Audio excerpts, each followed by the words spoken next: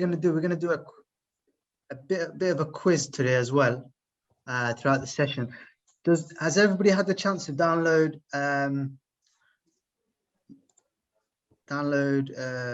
Mentimeter on their phones, or you don't have access to Mentimeter? Oh, there's Oliver. Hi, Oliver. Hiya. How are you? You okay? I'm all right. How are you? Good, thank you. Good to see you. Welcome back. Good to see you too. Okay. So, guys, like I said, welcome back. And we've got Chloe. Chloe, welcome. Hi. Hi. Hi there. Welcome. Okay, so the Mentimeter is really simple. If you've never used it before, what we'll be doing a short quiz later on. If you have smartphones, it will be even easier to use it, but there is a desktop version as well. So what I can do is I can send you guys all the link for the quiz, and then rather you sort of compete and join it that way. Or either could you just let me know either in the comments or by coming in, by telling me if you've downloaded the app at all. I'm having some issues doing that, Okay. but I can try again. Okay, what I can do is I can send all of you the link by email now, and then rather just enter the competition that way, yeah? So Okay. I'll do that. I'll just do that now. 1 minute. So what we'll do now is once everybody is in, we will start. Yeah. Okay.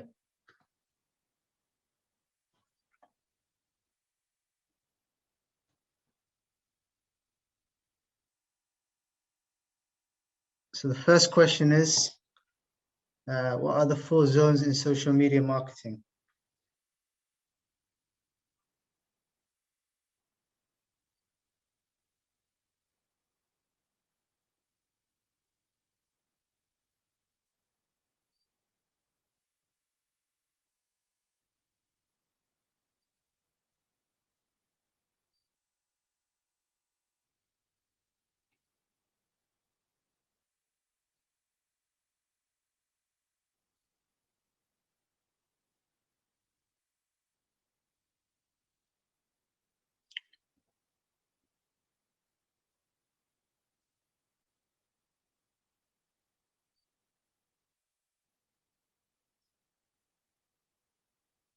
Okay, countdown started.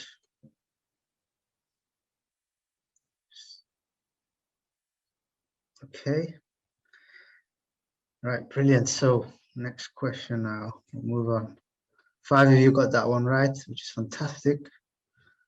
Brilliant, well done to you all. So the answer for that one is obviously, as you can see, social commerce, social community, social publishing, social entertainment, yeah? Okay.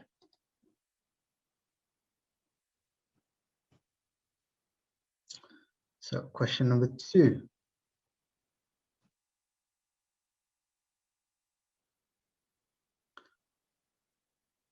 What are the key concepts for using social media?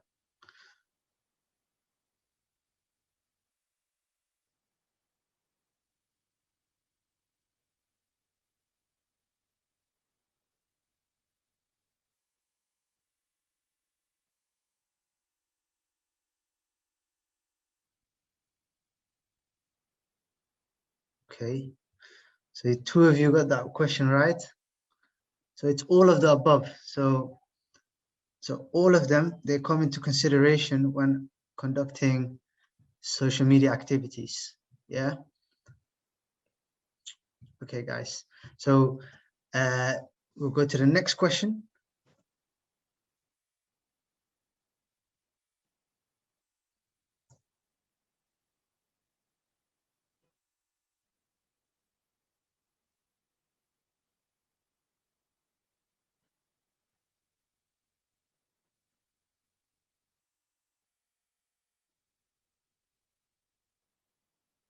Oh.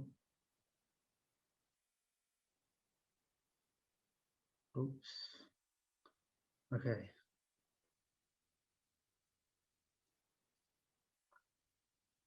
Okay, no. Hold on, guys, just having some issues here. Right.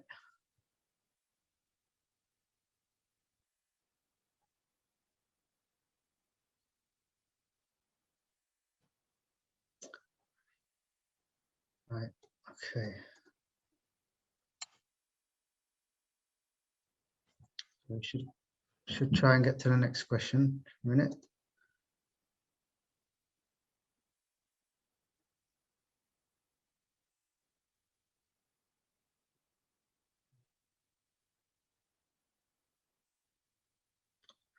Right,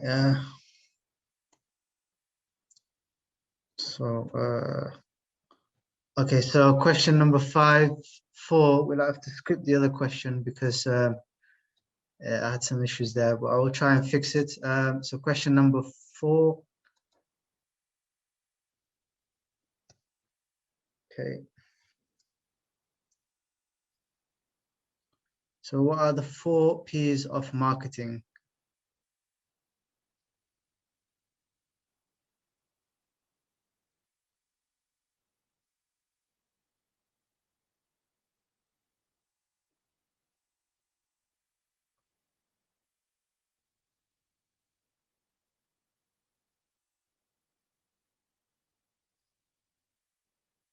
Right, 2, you got that one right. So the 4 P's in marketing are product, price, place, promotion.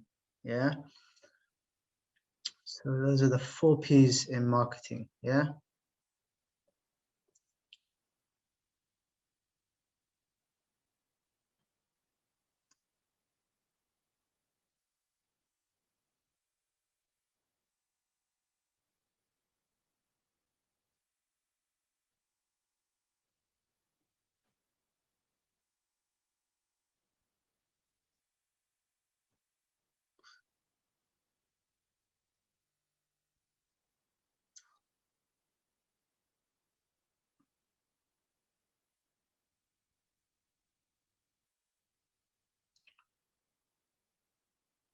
Okay, hold on just a minute. Okay.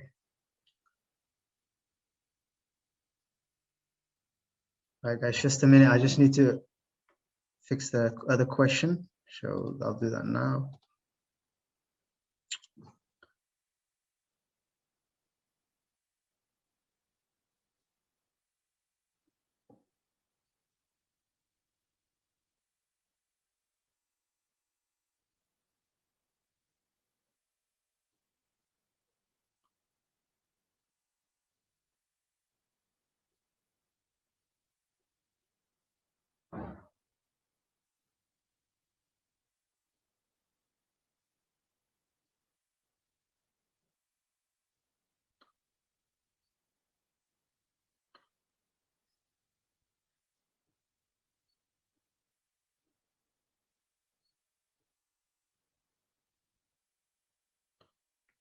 All right.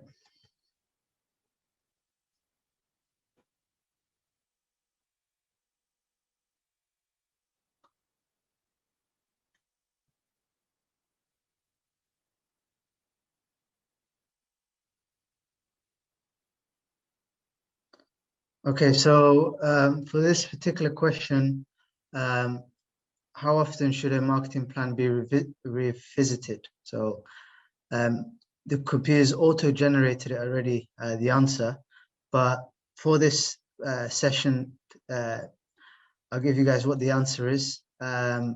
It's as often as you need to revisit it because there isn't a specific time frame to revisit a campaign or update it.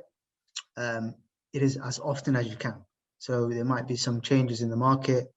Like for example, at the moment, we had a campaign where we were transforming a food emergency parcel scheme into a food pantry, but due to the pandemic and the unlocking of the COVID-19 restrictions has changed, we have to delay it as well. So we have to delay as well as the UK has delayed the lockdown easing. So we have to do the same. So yeah, there's always situations that we are out of our control. So we have to sort of revisit some kind of campaigns all the time. Yeah. I'm sure you probably have to do the same with your projects as well at some point. Yeah. Okay, we're going to go to the next question. So this is multiple choice. So what is a call to action? So three of you obviously have answered that one. So yeah, the multiple choice is the call to action is signposting people to visit your website, to visit your online site. So you can do that through social media. Crucially, just to take them to that site, and also furthermore, you can always do that as well regularly by signposting call to actions through messaging. Yeah, and that's how you do it. Yeah. Okay, and the answer is the call to action, which is signposting. Now, what is meant by A and B testing in digital marketing? So yeah, you guys can vote on that one now. I think.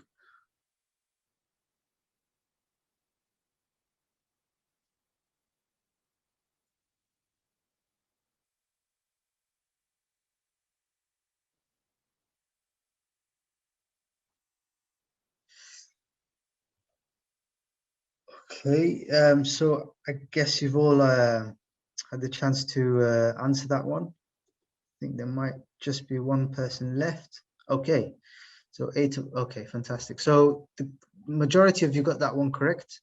It is 2 versions of an advert to see which one performs the most. So with A and B split testing, the way that normally academics, marketers, or industry professionals would do it is that they would post 2 variants of the same product in a different format. So it may have different signposting, different messaging, a different call to action. Yeah, different layout of the design. Yeah, it would be posted online, and then what you would do is you would track the data, reaction, comments of that one, and how it's performed. And then you sort of determine which ones perform the most. Normally, big technological firms would do this regularly with flagship handsets, flagship designs. They would like to check how their products are performing. A and B split testing is used by majority of marketers, and you can certainly use them as well. You know, by testing, you can determine what works best for you. If you want to buy a product online, if you buy a product and you want to sell it through your website or academic, or also you can sell it on other platforms. Yeah, whether that be Amazon or other sort of platforms. Being an entrepreneur, or you would certainly test which products are selling the most by selling 2 different products. Yeah, it will give you a clearer idea on what you should be buying more in, and then have a better idea of, okay, what stock levels you need to have by testing. So you can have a better idea which is performing the most and where your money is being spent. Yeah. Okay, so we're going to move on now to the next question. Okay, so that is the end of the presentation for that particular test. So well done to you all. You've all done well on that one. So what we'll do now is we'll move on to the presentation. So thank you for participating for that questionnaire. And yeah, hopefully that has helped you. Okay. So in today's session, I'm sure you're already aware by now, we'll be doing the introduction to data privacy. So data privacy is a massive thing within marketing specifically. many technological firms take it very serious. I don't know if you probably know, but the new iOS 14 privacy setting for a lot of technological firms has meant that a lot of people can opt out of data tracking. Yeah, so the new iOS update, you've probably seen it. You can opt out, but meaning large technological firms can either be either advertise to you regularly content that you sort of like, comment on, regularly watch online by cookies, or you can opt out of it. But again, if you've got an online store, this will also apply to you. Okay, but I would go through the background of data privacy with you all, so you guys can get a clearer idea. Does anybody know I've got about the Data Protection Act? Feel free to come in at any time if you know what it is all about, or sort of leave maybe a comment or something in the comment section.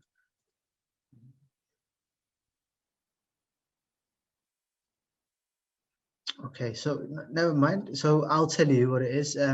But firstly, what we'll do is we'll go into what we're going to discuss today in today's session. So because of last week's the time constraints of last week's session, we will be discussing free video editing apps, that you can use. You can use these video editing apps on your phones. We can desktop version. They're really good that you can use them. We will identify the data privacy mechanisms and laws, how they implement them. We will be looking into exploring GDPR, and the legislation, and how it affects us, our day-to-day lives, how it affects your business, how to acquire customers, and Facebook ads as well. Yeah, we'll go into that in detail. Okay. Feel free to ask questions as we go along, guys. If you got any comments you'd like to make, feel free to come in at any time. Yeah, you've got the option to do that. Anything you're uncertain about, guys, don't feel shy to ask me questions. I hopefully I can answer them for you as well. Okay, so the first video editing website that you can use on your phone is Qik. So Qik is free to download, but there might be some different there will be different premium options that you may need to buy. It's designed by the GoPro makers, so the people that have made GoPro, and yeah, it's free to download. And if you look for an app, this can help you to quickly edit videos, put transitions in very easily. Videos that you've taken, videos that you've recorded on your smartphone. And yeah, I mean, you can certainly use this one and sort of put in a beginning and an end to a video and make it look very sort of, very nice and elegant for your audiences, because we know on social media, loads of people prefer videos. Yeah, they engage with videos the most. That is the new way how a lot of people are engaging. Yeah. Okay. The second app you could probably download for free is Adobe Premiere Rush. Yeah. So there is a desktop version for Adobe Premiere Rush. However, for the desktop version, you will need to have a Adobe Creative Cloud account. So the Adobe Premiere Rush is very easy to use. It's very popular because it's free, and it allows you to. It's very easy to sort of integrate and use for day-to-day work. It's got a lot of the instruments that Adobe Premiere Pro has, and also After Effects, Adobe for After Effects. So for some of you that already are editing videos, then certainly Adobe Premiere Rush will support you long term. If you're working in a massive team, you're part of a team, maybe you can get one colleague of yours to edit, create videos, the other probably to edit it, and then sort of work together to make a video regularly. And now if you put videos into your content calendar, so sort of into your marketing activities on a regular basis, videos are very engaging, and a lot of people enjoy it more, and they certainly engage with it more. So Adobe Premiere Rush is free, so you can download that. Third is InShot. So InShot is free again, but there's also Premiere versions as well. The Premiere versions for year subscription would cost not too much. I think it's within £8 to £12 or £8 to £15, around that much for the whole year subscription, which means that you can get like nice, cool transitions. You can get really nice changes in the format of the video. You can also include music and so on, and you can really add a different dimension to your videos, and crucially you're going to sort of engage more with your audiences. So this is what majority of technological firms, businesses, all entrepreneurs and businesses are using nowadays. So yeah, just to reinforce that, the app is very visual, and you can edit photos on there as well. You can change the saturation, you can change the blur, sort of making more crisp, contrast it with the brightness and stuff. So InShot is very effective. So if you want to use that, I would absolutely also use that. So you have the option of which ones you want to use. Yeah. Now also we've got KMaster. The interface makes mobile phone video editing easy. So these are all, it's a mobile app again, yeah. And the apps allows you to edit clips and videos. It's very popular. You can also use it on a desktop editing program as well. So yeah, I mean, it's very engaging, very, not too difficult. I know Adobe Premiere Pro and iMovies, for example, are a lot more sophisticated, but these mobile apps have been integrated in to give, marketers like yourselves, and obviously people that are in the industry now of producing content, give them, the option to make and edit videos really quick. Yeah. So KMaster is really good as well. Yeah. Okay. WeVideo is also another one that you can use. So that's 5 now, 5 free editing platforms that you can use, absolutely free of charge. Now there's premium versions as well, just know, but that means the transitions are going to be more effective. You're going to use nice sort of cool music background in the background. So yeah, I mean, WeVideo is fantastic. It allows you to create content easily. And it also allows you to upgrade to one of the premium versions very easily as well. You can certainly trim clips and add filters, like I say, add music from your library or the preset library that they have. Yeah. Okay. Does anybody have any questions on that one? Okay. Okay. Next. So this is just a few. What makes a really good video ideas? What makes a really good video? Yeah. It should be clear and focus the video.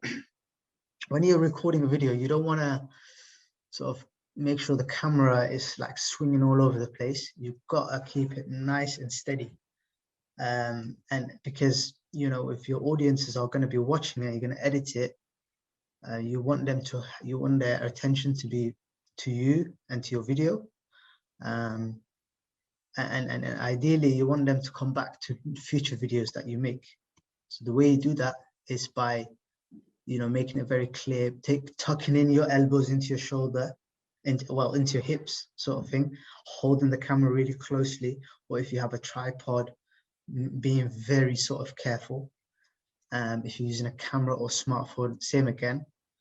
And also it shouldn't be too long as well. And loads of videos on Instagram that are on Facebook, YouTube. YouTube tends to be a lot more sophisticated, so you can add more videos, longer length time. But normally with Facebook and Instagram, the videos are very short. And they're very effective if you are regularly posting videos. So yeah, you can certainly use that.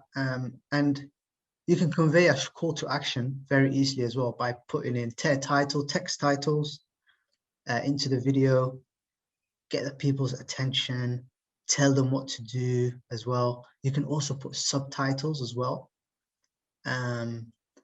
You can certainly use, so you can integrate that in, or if you're working on a script, then you can write your text, your subtitles in. What Facebook has normally brought in today is that it would auto-generate subtitles. Yeah. Instagram, if you're using Instagram stories, as you're doing a live video, you're live recording it, it will integrate subtitles. Yeah. So that is new format as well. It should be also the video should be relevant to your audiences. So you don't want to just bring out a random video for the sake of it. It has to have significance to your product, to your project. Otherwise, you're just going to lose people's interest, and you don't want to be wasting your own time, because we all have 24 hours in the day, and everybody's competing for those 24 hours to bring out more content and to have share of voice in the market. Yeah. So it has to be genuine. Has to bring out a personality of your organization or you, and it has to have an emotional impact. It has to grab the person by, it has to grab their attention. So emotional impact tends to be the best form of doing that. So the smartphone filming hacks is that you put your phone or smartphone on airplane mode. Yeah. Connect to the Wi-Fi if you are going to upload it straight away. But put it on airplane mode so you don't get a call or text come through and then you hear a notification in the background of your video. It can ruin it. If you're maybe recording somebody live, you want to, well, if it's sort of pre-recorded, not specifically live, you want to kind of have no interruptions to filming. Yeah. Film content on landscape. Yeah. Keep your phone on its side. If you want to use digital zoom, you can as well. Take your time filming long clips, and also use a tripod. If you don't have a tripod, like I said, tuck your elbows into your body and stay steady. Keep it slow, and also as well as taking multiple clips. Yeah, if you would like to do that as well.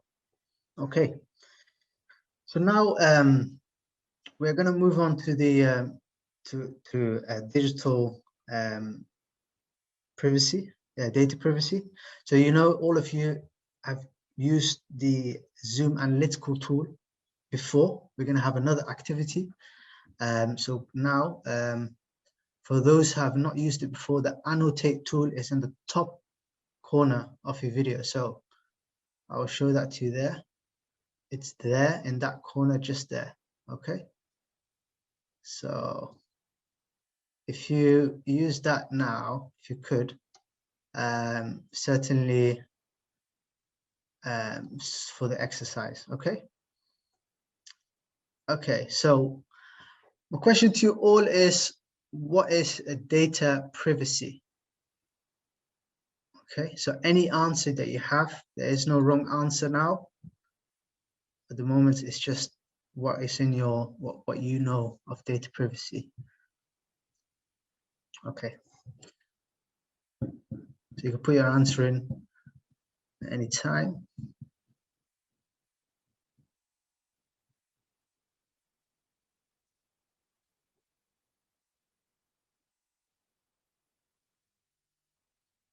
So the Zoom tool is really easy. Click annotate at the top, and then you choose a nice cool color if you want it. Nice text. You can use the select tool to put the answers in. Yeah. So Bradley's put his answer there. Thank you, Bradley. Tara's put her answer there. Thank you. Okay. Fantastic. That's right, Danielle. Well done. Yeah, that's right, Tara. That's absolutely, yeah. And Bradley, yeah. Yeah. That's good answers there.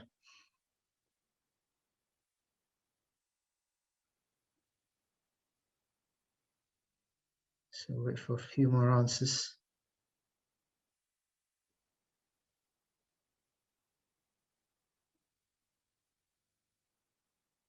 Okay, so I'm gonna go through the answers now. So agreement on what information is shared and saved and how it's used. So Tara, do you want to maybe come in and tell us a bit more about your answer and what? I was just trying to think of, you know, when you sign up for stuff and then it says how they'll use your data and who they'll share it with and how it's used. Yeah. I basically just read out what I just wrote.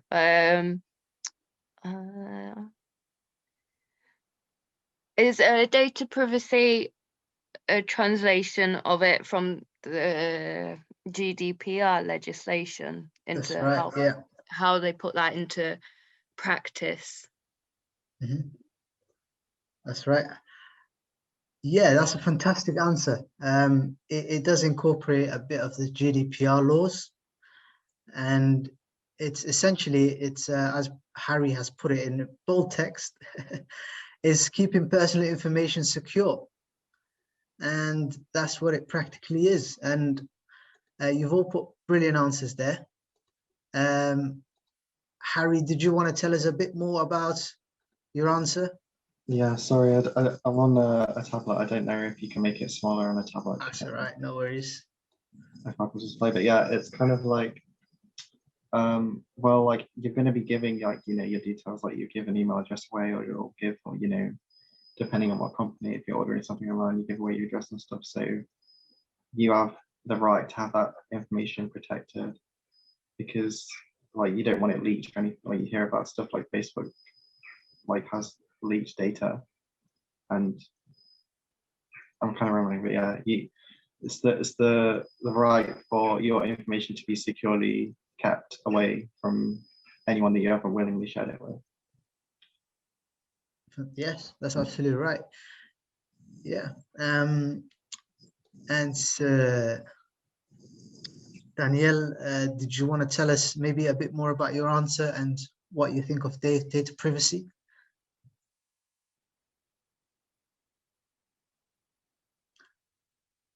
Okay, what we'll do is, yeah, I think you're still on mute. If you don't want to answer, it's absolutely fine. I'll move on. It's okay. Oliver, I'll give you the chance. Maybe you can tell us about your answer a little bit more. Yeah. So I made a typo, sorry, but yeah, it's what everyone has already said. It's like an agreement to protect your data. It's made by you and your provider of your either phone, I think, or online search engine you're using, or any websites you're gonna go on to protect you from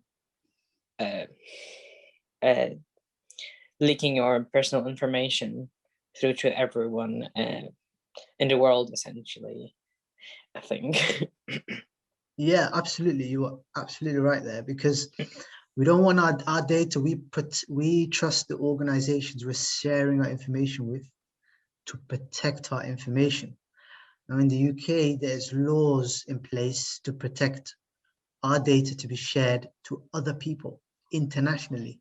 Yeah, because if they get into the wrong hands of people, then it could be very detrimental, and it could affect our own livelihoods. Yeah, so this is the reason why there's laws in place that we will discuss further now, and why these laws are brought into place and how it affects us and our day-to-day lives. Yeah, but you guys, your answers were fantastic, so you should all be well done for you all.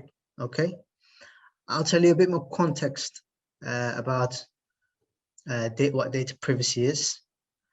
Before I move on, did anybody else want to come in or maybe tell me a bit more about data privacy that they wanted to? Maybe Chloe, did you maybe want to tell me a bit more about what you know about data privacy? I know about the Data Protection Act in 2018, like you said, and now anything that you give your personal information to, whether it's search engines or our internet, doesn't matter what it is, even if you sign up for something, you have to agree that they can use that information or not use that information, if that makes sense. Brilliant answer. Well done. Okay. Yes. Okay. And finally, either Leanne, did you want to tell us a bit more about data privacy? Coming at any time. Orion, did you want to tell us what you know about data privacy? Not much aside from what's already said, to be honest. Okay. Brilliant. Thank you, Ryan. Okay, so now we'll move on and we'll go into the context of what data privacy is. Okay, so well done again, guys. Okay, so.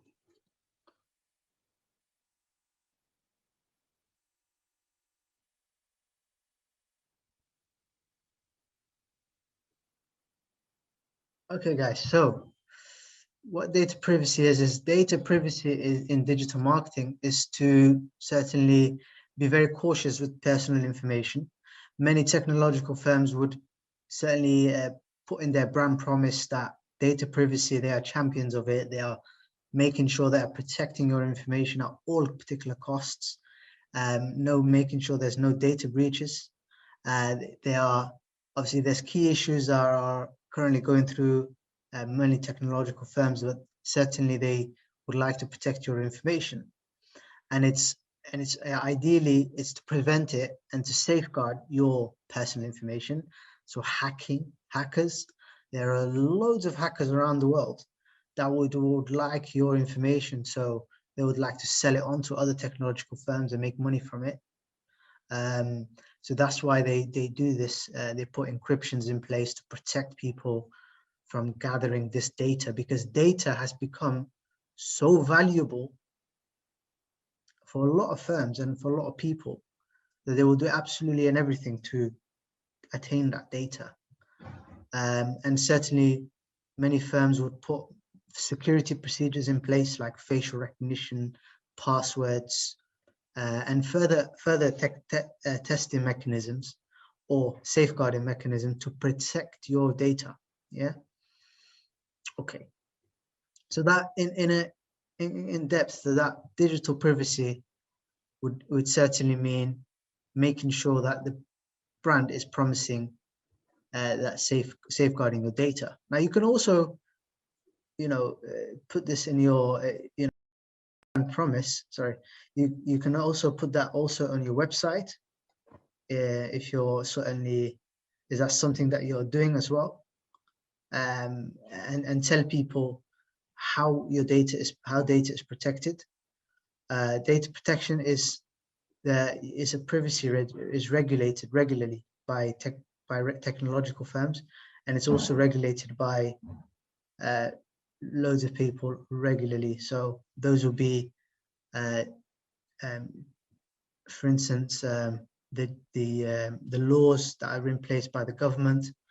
There are certain agents in place to protect these laws, and you need to consider the end-to-end practical implications of compliance, and also with taking into consideration the regulation and good practice of the requirements that are that that all firms have to adhere to and deliver their commercial goals of their business. Yeah, and that is down to the laws and complying with them. Okay, so now I'm going to go through the laws with you and what they are. So the evolution of the UK Data Protection Act. Okay, it goes in depth a bit more, and the originally in 1984, the UK has had data protection legislation in place since 1985, which was the Data Protection Act. Also, so for example, your name, your date of birth, your address, you're also sort of, that will be the core fundamentals. So the data protection questions, and also, for instance, any particular other further security questions that you've put in place with a specific firm. So that is the Data Protection Act of 1985, and then it evolved further.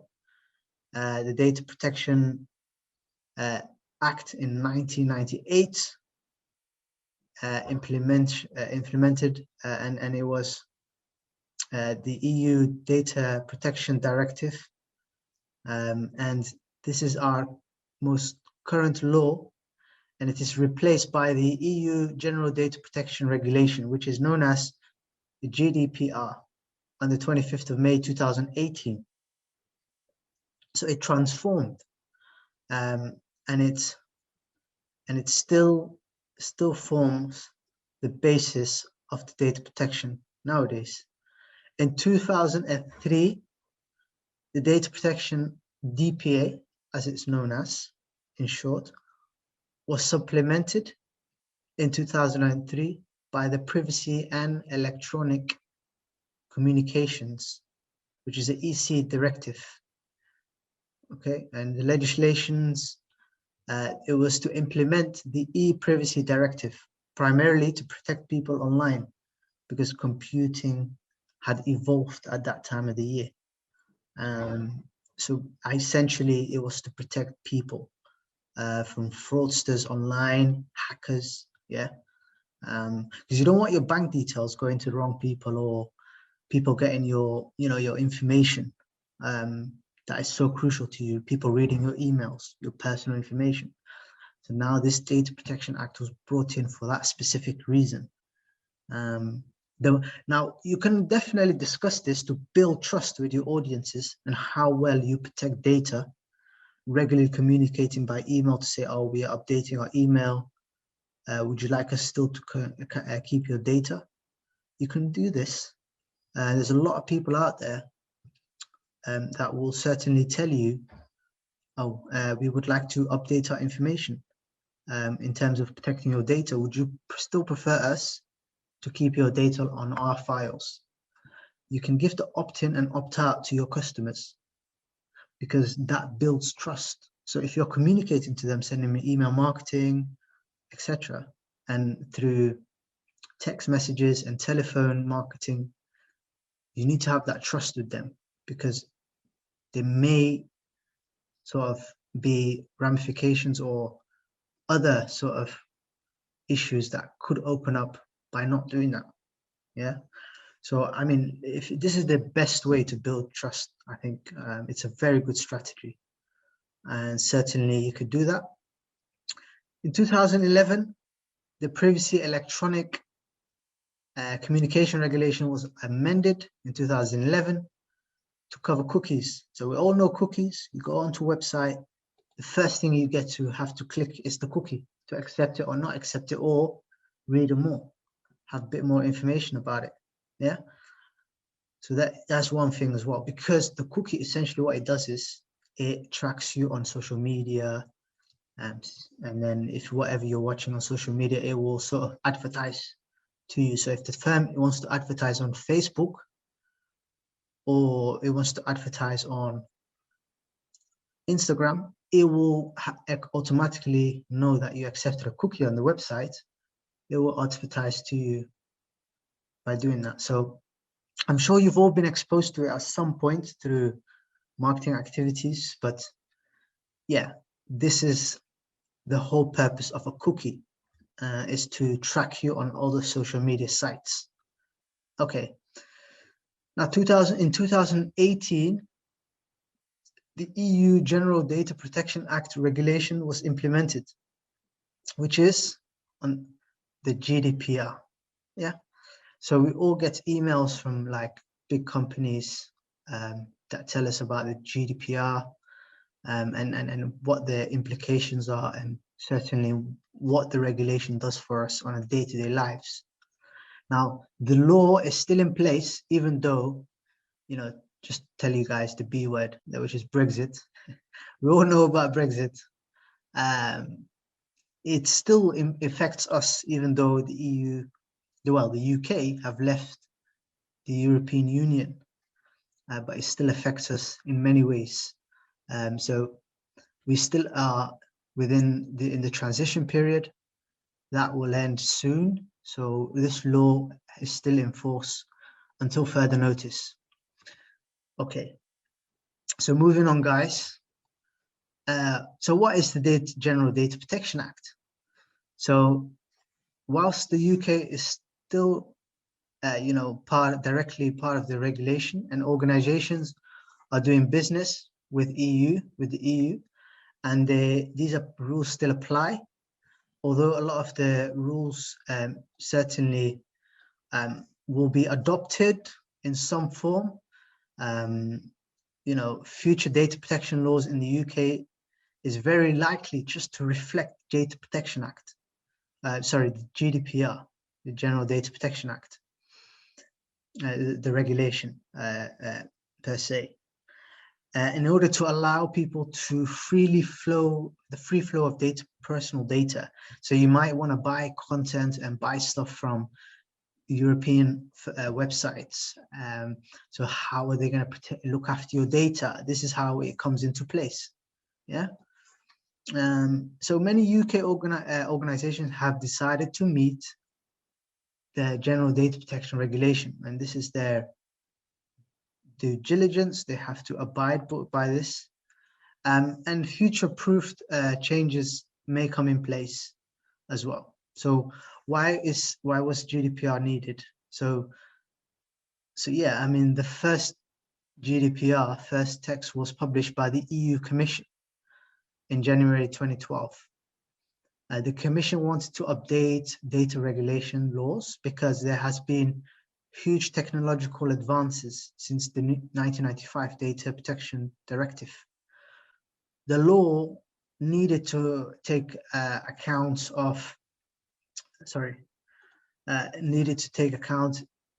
into Data Protection Directive. The law needed to take account of technological development. So smartphone, for example, our smartphones track information. How often we are using social media, how often are we on email. It gathers all this data. Now, if this data goes to the wrong people, then yeah, it can be harmful. This is why the UK government is protecting, and this law has been put in place to protect us. So now, in terms of what are the penalties under the data protection, General Data Protection Regulation, is the GDPR provides significant new power and much higher monetary fines for the ICO, so which is the international community organization, to use when data controllers. So data controllers will go in depth into the key terms of data protection for you guys all to keep in mind. Yeah. So now data processes, so for example, the infringe significantly identified. So for example, if you were to breach GDPR, the fine could be up to 20 million. Yeah, that's for big technological firms and their sort of in how much money they generate and how much money they make. Or it could be 4% of the annual world turnover. So yeah, that could be a lot of money. So if you're a company making like loads of, for example, 400 million a year, it would be 4% of that. So it would be 400,000 pounds, which is a lot of money. You know, so you don't want to be losing out on a lot of the money that you're making. So a lot of your firms would obviously have this regulation in place already. Maybe private agencies are protecting the data, making sure there's no breaches. Yeah, but it's good to be mindful of it, mindful of what the organization is doing, how your activities affect this law, and how you could sort of be cautious when, you know, monitoring, reporting on data from your own sort of clients and beneficiaries. You want to protect their data. You don't pass it to the wrong people. Otherwise, yeah, you may have a fine to pay for. You know, it's just a lot of money. You know, you don't want to do that. But yeah, so this compares with the maximum fine that was 500 million. Sorry, 500,000 under the current UK Data Protection Act. So these fines do go out as well to firms that are breaching the law. So key GDPR terms to keep in mind is that a data subject is a person. Yeah. Personal data is any information related to identified by identifiable person. So for example, how you can identify a person is by personal data in particular to anyone and any person of interest, their location or movement, for example, using cookies on a website. Yeah. And so that again will, for example, personal data, full name, phone number, that is personal data. Yeah. What I need you guys just to do is give me a couple of minutes while I quickly just put my laptop on the power lead, and I'll come back to you all. Just a minute, please.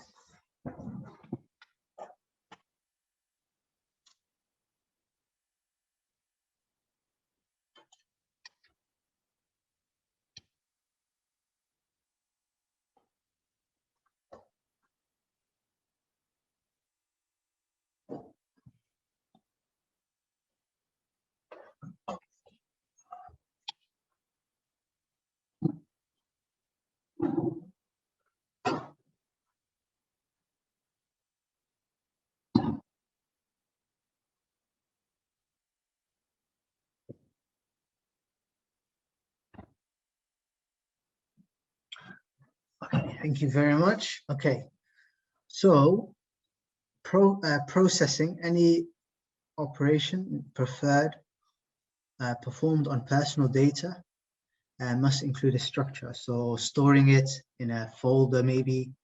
If you're keeping in hard copy, it has to be filed somewhere where it's not breachable. Okay. So anybody else can come and look at it. So you need to analyze the data as well, keep it protected and regularly look at that data. So for example, if you're a company that fills out forms of people, you want to file these forms in a place where it's not going to get into wrong people's hands. Yeah. Stored away, locked away, maybe also on files as well on the computer. You know, if you have your own computer, when you're working at work, you will have a lot of data that is stored away that you may not have access to, or other people may not have access to. So again, the process of it has to be very protected as well. For example, if you're collecting data of people online, you want to sort of protect their information at all costs. Profiling is segmenting, putting people into segmenting their preferences, their interests, behavior, location. This is where you can get, you know, build a pen profile of your organization on your potential customer. For example, by use of cookies, where their IP addresses can be linked to an individual. And also pseudonymization. So this is a very, this is another thing. I think I've pronounced that word right. Now, processing personal data is essential. And it is absolutely essential. Sorry, guys, just a minute again, I have to.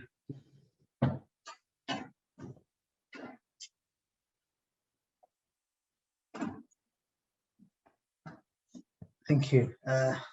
So, yeah, I mean, we're taking into consideration data subjects.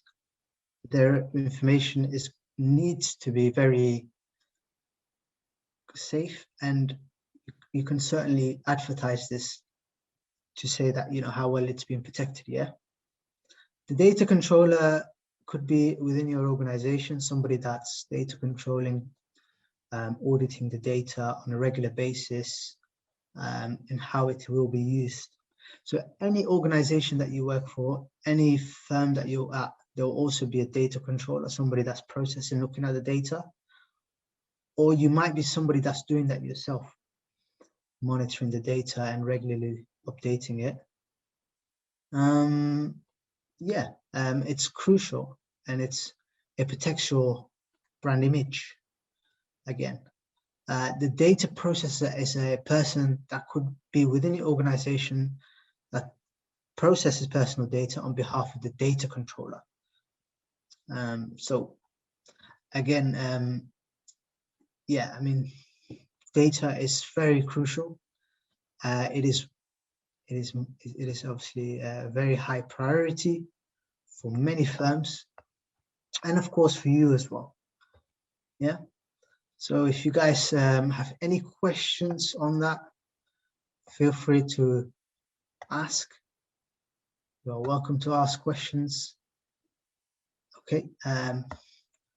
You're always welcome to send me an email and ask questions as well. Anytime, even after this workshop, anytime you need support, just send me an email and I'll try and get back to you as soon as possible.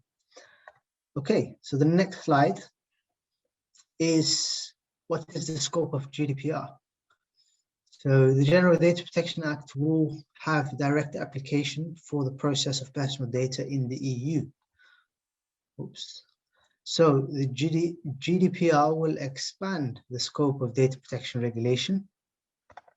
And okay, so again, it came into force 25th of May 2018, and for any established organization trading in the EU, so if you're selling products into the EU, this law will certainly be for you to consider and to apply.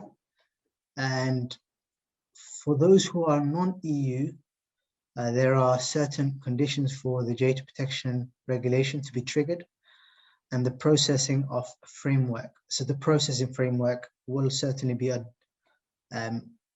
still be the same until the transition period has ended, which is likely to be 2022. So the UK's loads of their laws for data is changing.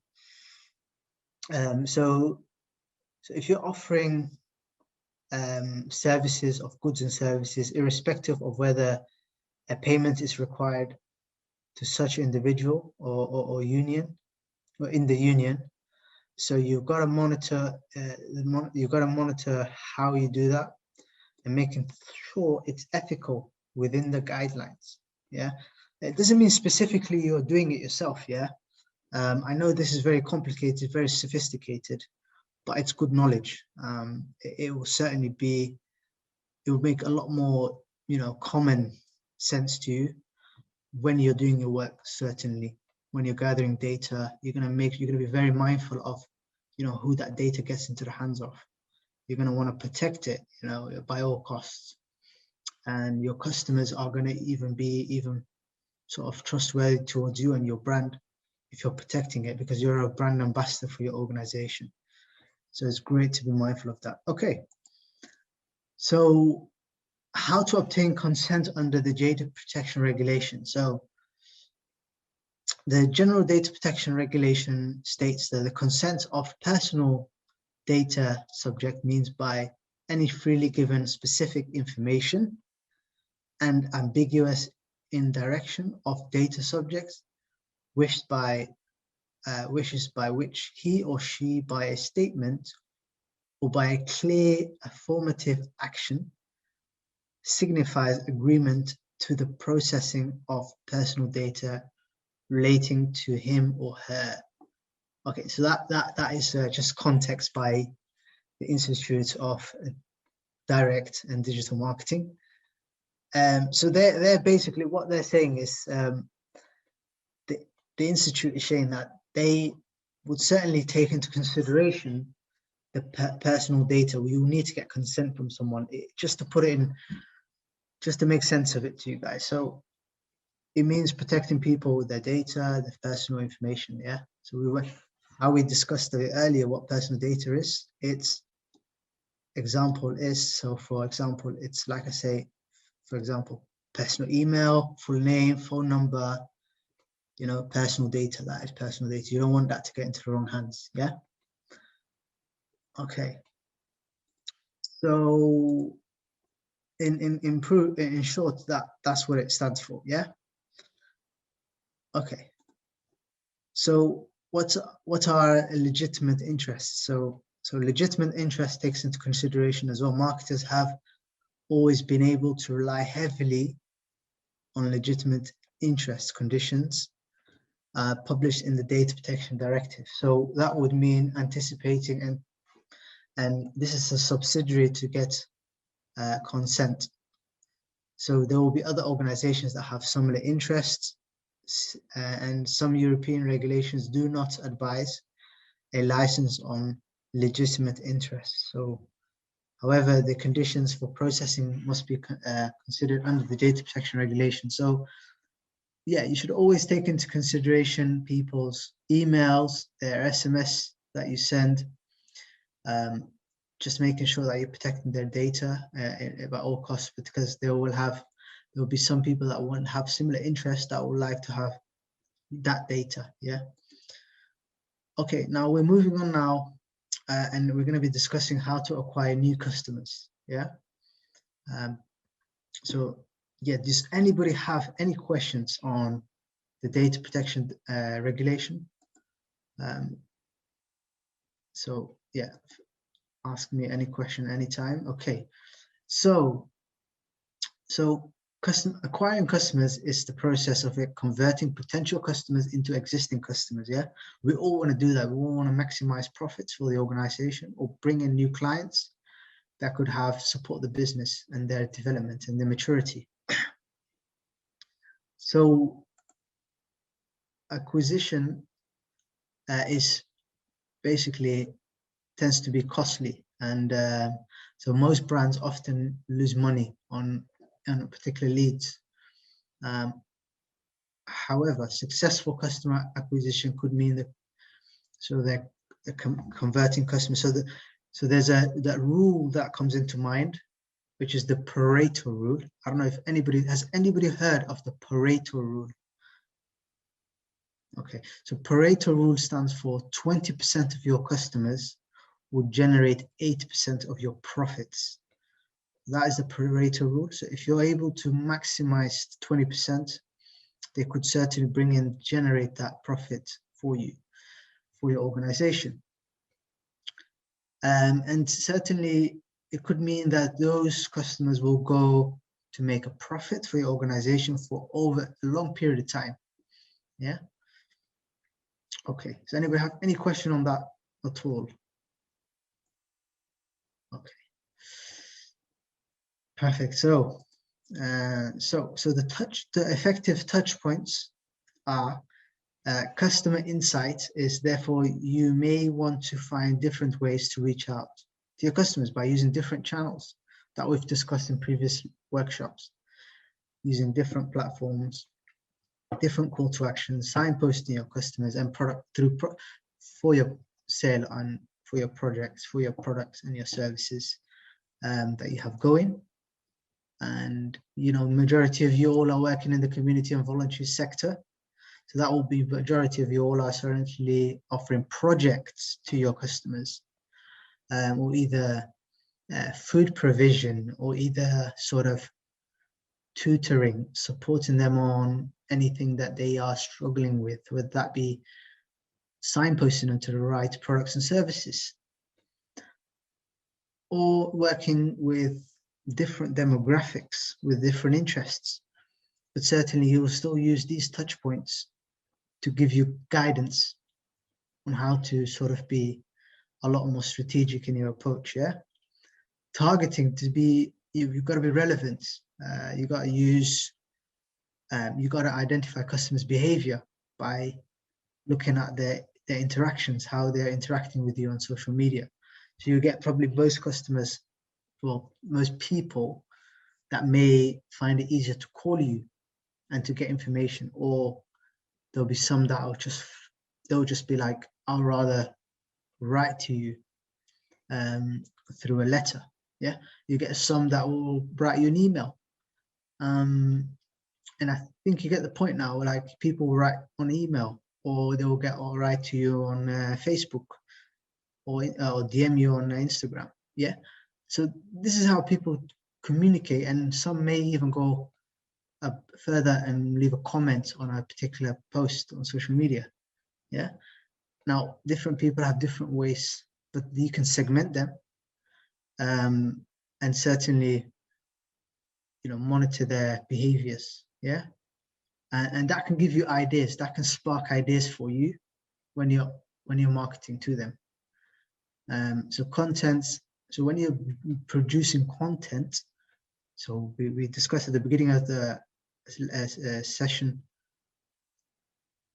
we discussed video and editing platforms. If you get this right and you're editing content and your videos, they'll be very engaging, because a lot of your audiences are engaged in video content. And if you're sort of promoting it with costs, then it might equal earned media. It might bring in more costs. Well, it could certainly bring in more earnings for you rather than costs. But if the more you do it, the more sort of you get used to it. Okay. Now I'm just going to discuss with you guys Facebook ads for local businesses and how you could use Facebook ads. Very briefly, I think we would need a whole 4 workshops to discuss Facebook ads, but I can't do that now. I'm going to keep it very short for you guys. So if you have any questions on the previous slide, feel free to ask me some questions. Okay, so Facebook ads for local businesses. Yeah, so how to launch with Facebook ads. So you should start advertising to customers online 2 months before launching or selling a product. So 2 months in advance, because you want your customers to be top of mind. You want their product, something called brand salience. You want them to think of your product instantly. Planning well to offer your customers, making your offer, targeting enough people that trust your brand, maybe going to your current data set, and then later they may convert it to long-term customers. Facebook ads is most effective in tools to use for selling, growing a brand presence. It is dependent on the budget you set. There is guidance on setting brand, on setting a budget on Facebook. There is. You can set your own limits. That's totally dependent on your own budget. You can estimate your budget. It doesn't have to be sort of, there's no right budget for anybody. You all have to estimate your own budget, your own costs, and your own income that you're going to make, your own revenue. You can estimate this based on the estimations you've made. So you can sort of audit it later on. You can be like, okay, this is how much I've made. If you've made profits, fantastic. you want to try and bring that method of practice, still keep it going. So by limiting yourself to organic optimization, which is normal posting on social media without any sort of boosting your post, yeah, you're limiting a number of your customers to a small percentage that you already have online, yeah. So Facebook and Instagram ads are the cheapest routes. So there's big technological firms, they're spending millions on TV, millions on billboards. Social media is only a small percentage of advertising, right? So you want more eyeballs going to your post, more comments. You want that, absolutely. But you know, when you're advertising through Facebook and Instagram, you can set the least you can set it to is about £2 a day, I think. You know, which will be work out to be in a working week, depending if you're working 5 days to 7 days, it could be 10 to 14 pounds. So yeah, and automating it as well. So if you're automating content, you could be doing something else, because we all have 24 hours. You could be doing something else and your content's already automated, and you can just get on with something else, because you're putting it into your stream and you're advertising to audiences better. And you, again, Facebook is all about planning well in advance. You prepare to grow your brand presence online. You communicate with your network, with clients, and yeah, and acquire a new acquisition. Yeah. Okay. And how to launch with Facebook ads and how to sell and grow a presence online. Okay, so Facebook has identified as the most inexpensive tool to use. So it's not really expensive. You've got to certainly have a budget. You can certainly determine that budget with your manager, your coordinator, and whoever's using Facebook Ad Manager. You want to try and build a warm relationship with your target audience. So if you're selling products on Facebook Marketplace or Amazon, you know, I've got a relative that sells on Amazon. I personally also selling online. You know, it's not too difficult, you know, to do that. You've got to just have a realistic approach to do that. And you've got to target your audiences, you know, by selling on eBay is also another channel to sell in. Shopify, there's a lot of channels, but you can push it through Facebook. Facebook can certainly push your SEO ranking. We've discussed this before in previous workshops. You're all entrepreneurs, you're young entrepreneurs. You can set yourself the baseline to make yourself a lot of income, and certainly you can do that. You can, and you've got the opportunity to do that. Okay, so the Hirsch process, the systematic, strategic way of you know, doing Facebook adverts. There's 5-step process. So number one is stage number one is it would be crucial to plan a pre-launch planning. Clearly identify the right way to identify for your ideal customer. You want to produce a persona canvas, a pen profile.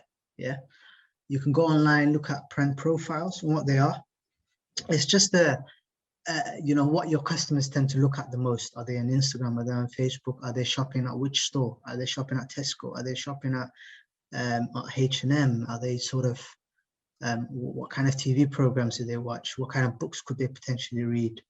You're just building a profile like Facebook would have done on you. You know, when you start a Facebook profile, what were the first questions they ask you? They ask you your name, they build a profile on you. Same thing. You can build a pen profile on your audience as well, and get a better idea of who they are and what they like. And also using catchy hooks as well. You want to do a webinar to sell customers to potential stakeholders online by engaging with them with catchy titles. You want to ensure you produce the right content with your customers, engage with them. constantly reverting to analytics on Facebook Ad Manager. Now, Facebook Ad Manager offers you analytical data that will make sense to you. I guarantee that it will.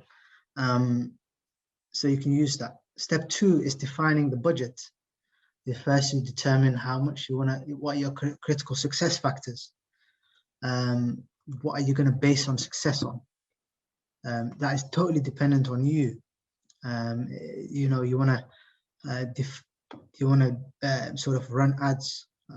You want to reach out to as many audiences as possible, giving clarity on defining your success.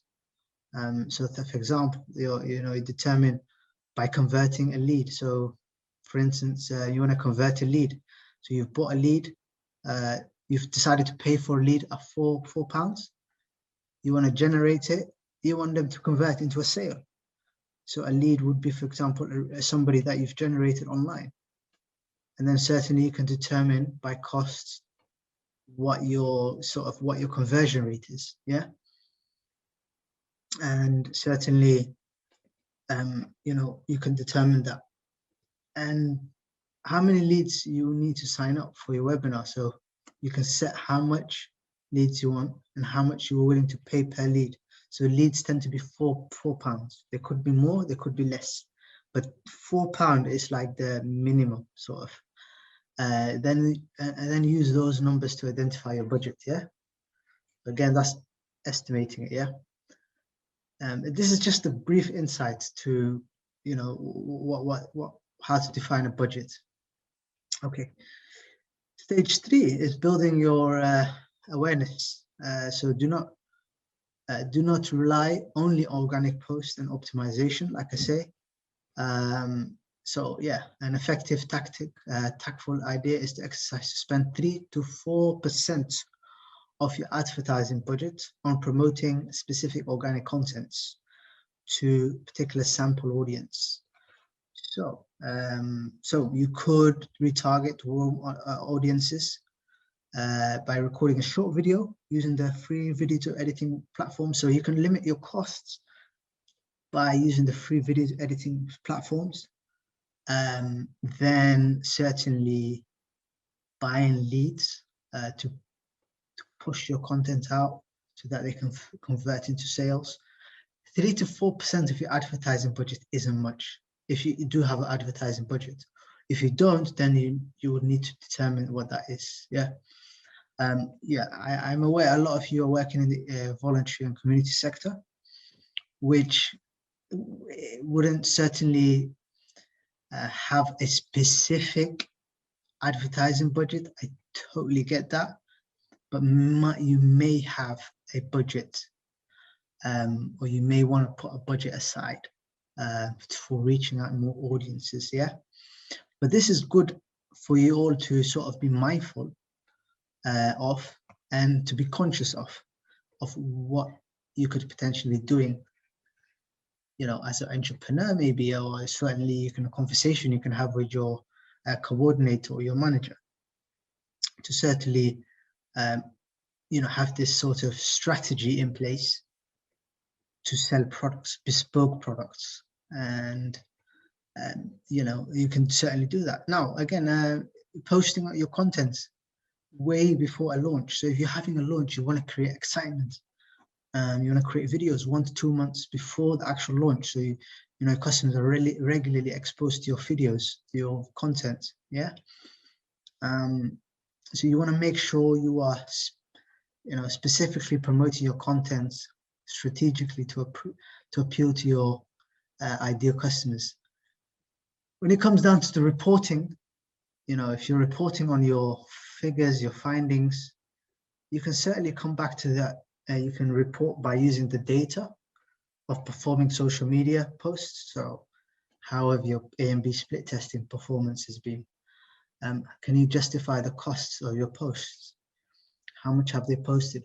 What have they been the conversion rates of your posts? This is how you do the auditing.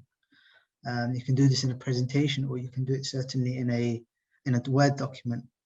It certainly just gives you more ways of auditing content, and it just gives you a better way of certainly keeping track of your your project and your campaign. Okay, step 5 is lead generation. Spend 80 to 90% of your ad budget on lead generation. And so obviously that could be by promoting paid events, free events for people to sign up, register, enable to generate potential leads. So on your website, maybe you want to put like a box in there to say, oh, please put in your your email address to get 10% off your product. 10% it's a lot, you know, people would go for that, you know, or put in your email or create a profile, you know, this is how you can easily get email addresses. Yeah. It is crucially, it allows you to create excitement, urgency, offer value to your audiences. Thereby you'll be able to identify how much you should spend on advertising each and every day, and you can schedule your posts through the Hootsuite. Yeah. And you can also feature an incentive to your customers. So if you're loyal customers, you can offer them the latest deals that are available. Okay. So step 5 is to revenue. So 5% reverse. So 5 to 10% of advertising budget for retargeting advertising. So creating and releasing a mixture of ads. So you'll be dealing with a small audience of demographics at this particular stage. So therefore, I would recommend you have 4 to 5 advertisements versus 1 general sales advert. Okay, so 4 to 5 adverts versus 1 sales advert. Yeah. So certainly, so that runs, you can run that for 7 days. Yeah, just to create resonance with your audience, brand salience as well. Yeah. And then you could certainly run that same ad for another 7 days and see what you get. You can go dip into the data, check it, see how that's performing. Yeah. And you can certainly justify that, you know, by how many people are watching the content and, you know, by subscriptions, because certainly your followings and your subscriptions would go up. This absolutely, you know, you can determine that, and that will happen. Now, testimonial ads are good as well. So testimonial ads would be, for example, customers that are regularly purchasing from you. You may want to create a testimonial on them, or you know, before we have discussed what testimonials are. So for example, that would be quote. So for example, very distinctive, colorful background with a you know, with a very cool design, certainly. So yeah, you've got to use maybe your primary colors for your business to be very distinctive. Yeah. Using, again, 5-minute videos, less than 5 minutes, even better. You want to sort of make it really understandable and quick. The more you do that, the more effective you are. And you should stagger your ads by using Hootsuite. Yeah. Again, running them, and certainly over 7 days. If you're selling a product online, if you've got online store, you want to have an open chart, the open cart period. Therefore, you should have for 7 days. Yeah. And just regularly update your ads as well. And monitor and watch the frequency of your ads scores. So you can do that by going to the data, see how they're performing. So you'll get more in-depth data when you're using Facebook Ad Manager. And yeah, and that's how Facebook Ad Manager. But this is just a snippet again of Facebook ads. Obviously, like I said, you know, if I were to go into it in depth with you guys, it would take a long time, you know, to understand this process. So I wouldn't expect you all to understand Facebook Ad Manager in this one short session, but this is just good knowledge for you guys to be aware of and to be conscious of what Facebook is, and what's the purpose of it. You know, we all got to be aware of it. Yeah. So any of you guys, do you have any questions? Okay, brilliant. So what we're going to do, we're gonna sort of wrap it up now. I'm gonna wrap up the session now. Finally, please guys, follow the Facebook group, join it. We can stay in contact regularly. Guys, what I'm gonna do is I'm gonna send you all your certificates for your attendance. The certificates are for you all. You can, you know, this is to confirm that your attendance and your completion of the course. So certainly this is going to be help you guys to sort of you know, give you more knowledge on social media. Yeah. But this certainly doesn't end today. You can always keep in contact with me through Facebook group. You can always sort of email me. Yeah. And if you ever need support or you want to sort of book a call with me, feel free to do that. We will see what we can do. Yeah, I can see what I can do for you guys. Now, I wish you all the best of luck with your work and what your endeavors are. And it's been really nice to work with you all. And yeah, I wish you all with the best of luck with your work. And certainly work hard, be driven, be switched on. Use the tools that I've taught you guys, go back to them, to revert back to them. You know, you can always refer back to these tools at any time and any project that you're doing. Look at them and then implement them. It's all about implementing it. It's not going to be worth anything if you're not going to implement this. Okay, so I want you all to use it regularly into your activities, and I want to see some real change, hopefully from you guys. I am going to send out next week a questionnaire. So I would like you all to fill out that questionnaire and let me know what your responses is. But lastly, and also I will be contacting a select number of you guys for a testimonial, certainly. So lastly, so thank you very much, guys. I really do appreciate you all, and well done. You guys have been the first cohort for the direct and digital marketing workshop. So thank you very much. And you know, E2 thanks you a lot for your work and your efforts throughout this course.